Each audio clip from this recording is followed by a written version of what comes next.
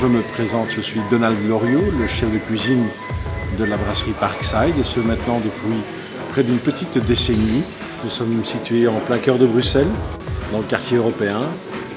Nous pouvons accueillir jusqu'à 200 personnes, avec des terrasses allant jusqu'à 100 places également, ce qui fait de notre établissement, en période estivale, probablement la plus belle garden party de Bruxelles, puisque nous sommes face au parc du Cinquantenaire.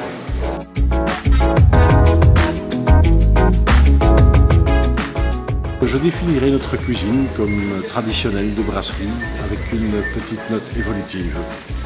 Mais sans plus attendre, suivez-moi en cuisine. Je vais vous présenter une recette de côte de cochon de Malmedy qui, je l'espère, régalera tous vos amis en cette période un petit peu plus fraîche. Bonjour à tous. Alors aujourd'hui, vu que l'hiver frappe à notre porte, j'ai décidé de préparer je dirais un de ces plats canailles que j'affectionne tout particulièrement, à savoir la côte de cochon de Malmedy, produit purement belge, façon Cross et Blackwell. Alors pour ça, nous aurons besoin évidemment de 3 belles côtes de porc, d'un assortiment de légumes racines qui se composera de légumes, de carottes de collection, jaune, orange, violette, de salsifis, de panais.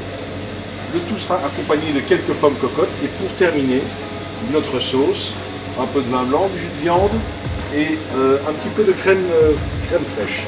Alors tout d'abord, on va commencer par cuire nos côtes de porc. Alors pour ça, un petit conseil. Donc j'assaisonne les côtes de cochon des deux côtés avec un peu de fleur de sel, du poivre mignonnette, une poêle bien chaude. Je démarre la cuisson avec un petit peu d'huile d'arachide. J'attends un petit peu que l'huile commence à fumer pour bien saisir la viande des deux côtés. Là encore une fois, pour être certain d'avoir une belle coloration, une fois que la côte de cochon est dans la poêle, on n'y touche plus et on laisse colorer gentiment le tout.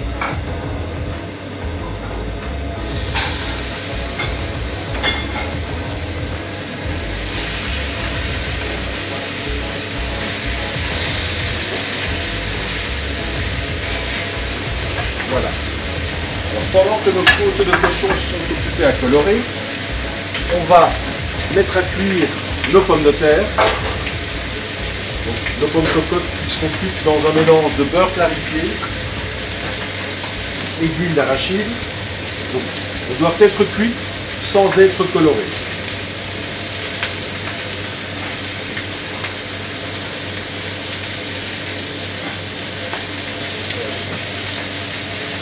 On va mettre un petit peu d'huile pour faire baisser la température.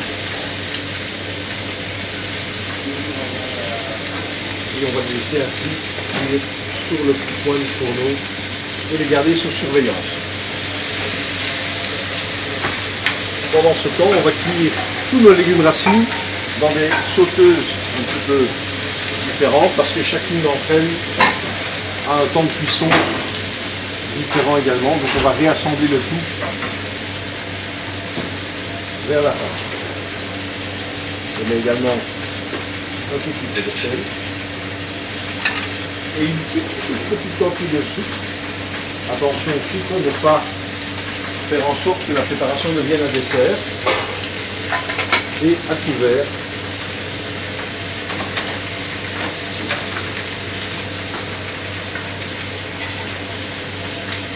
Donc ici, tous les légumes ont été épluchés et coupés, comme on appelle dans le jargon culinaire, en coins de rue.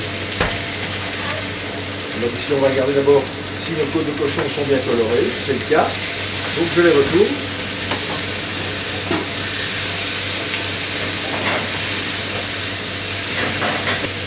On augmente un tout petit peu la température.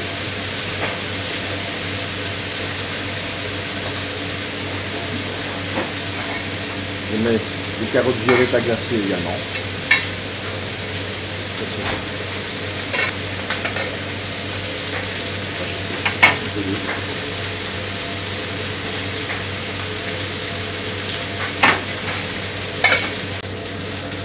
Alors maintenant que nos côtes de porc sont colorées des deux côtés. Je vais retirer l'excédent de matière grasse, la remplacer par un petit morceau de beurre et une garniture aromatique qui permettra de parfumer agréablement l'ensemble.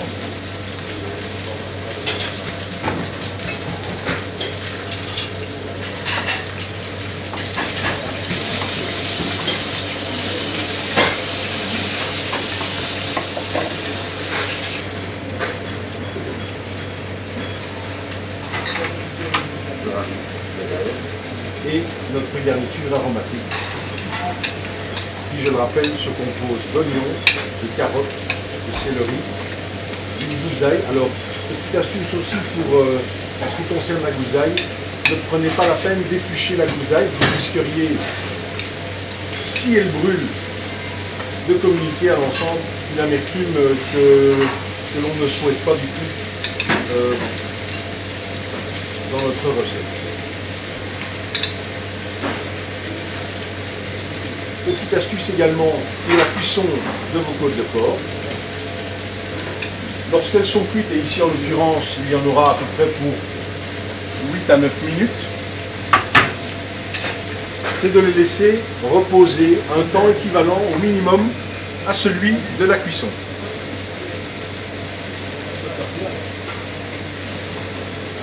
Donc maintenant qu'elles sont colorées, parfumées, je vais les mettre au four et entamer la cuisson pour 2 fois 4 minutes, c'est-à-dire 4 minutes de chaque côté.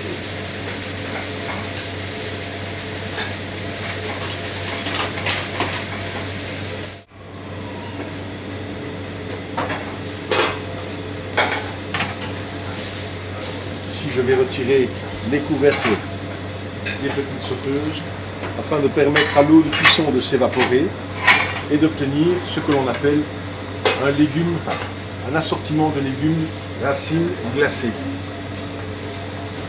légèrement brillant, mais où l'on aura concentré tout le goût des légumes.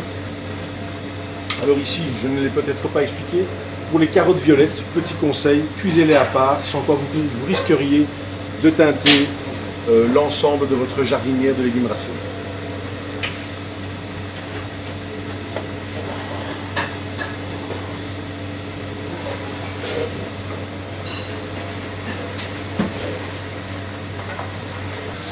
Alors maintenant, nos côtes de porc ont déjà passé 4 minutes au four. Je crois qu'il est temps de les retourner. Donc pour cela, veillez tout de même toujours à maintenir une température suffisante pour que la viande puisse rôtir et non pas bouillir dans la poêle, puisque vos légumes vont faire également baisser la température.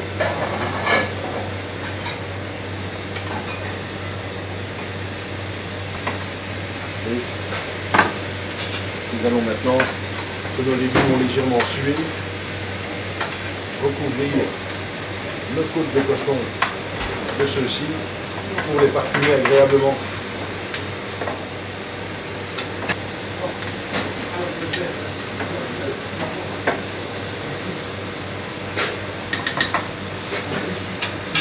N'hésitez pas à faire appel à votre sens de l'ouïe pour vous renseigner sur la température idéale de la cuisson de la viande. J'entends par là que vous devez entendre les légumes qui chantent autour de la pièce de viande sans pour autant risquer de les brûler.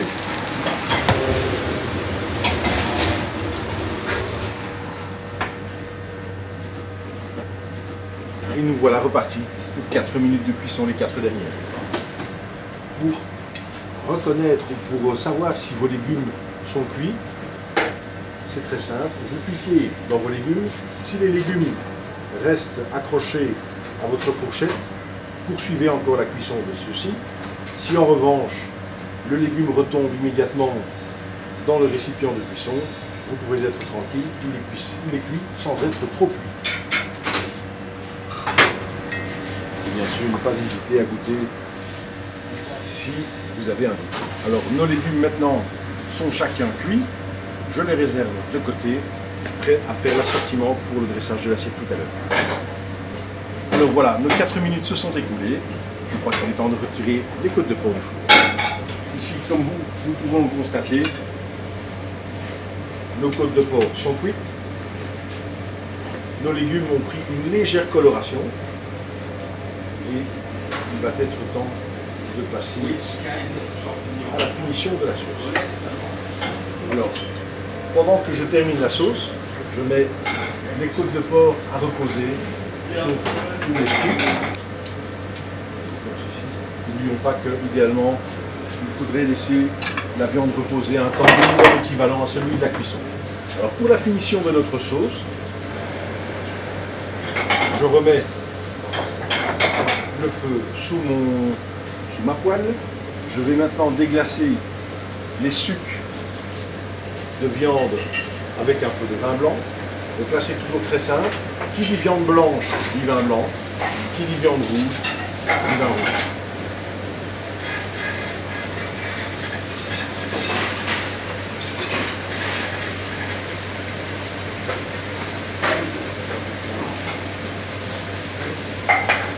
Là, je facilite un petit peu et on voit déjà que les sucres se décollent aisément et que tous nos légumes que l'on a coupés, que l'on appelle en matignon, donnent vraiment tout le goût à la sauce.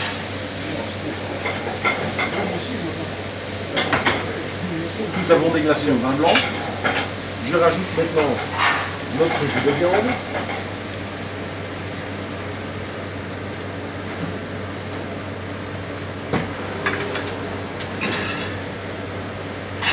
Et notre crème fraîche.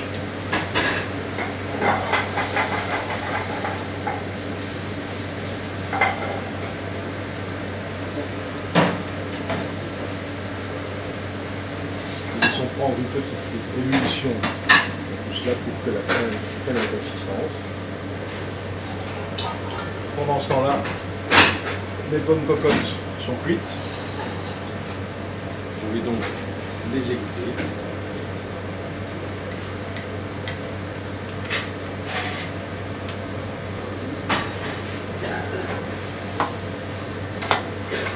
Et les mettre à éponger sur un papier absorbant.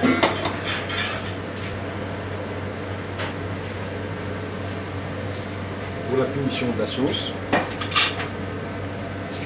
je passe donc le déglaçage, le vin blanc, le jus de viande lié avec la crème fraîche, je passe au chinois et je rajoute en dernier lieu le pickles.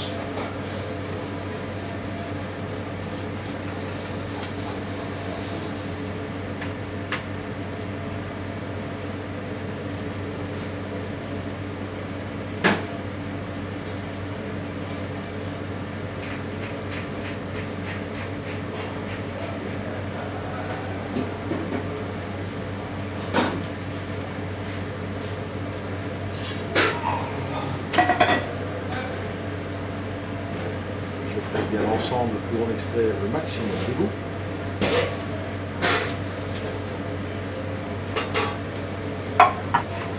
Et je rajoute maintenant le pickles à la sauce. Une petite ébullition. Et notre sauce est maintenant terminée. Il ne nous reste plus qu'à passer au dressage. Alors, on va tout d'abord commencer à dresser nos petits pommes cocottes.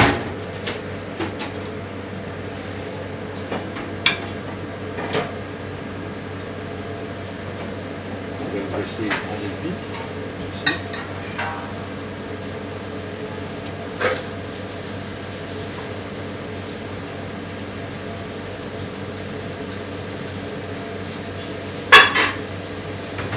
On peut rajouter un tout petit peu de persil haché à notre jardinière de légumes racines en y apportant une petite note colorée.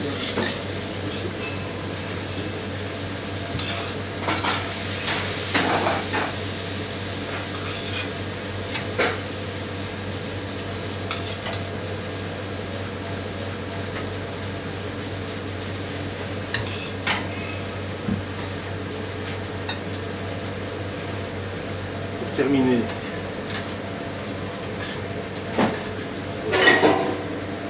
Côte de porc.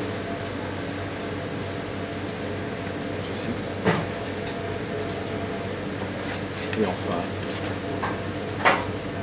peut éventuellement saucer la viande sans excès, sans la napper, pour quand même, je dirais, mettre en valeur sa forme, sa couleur.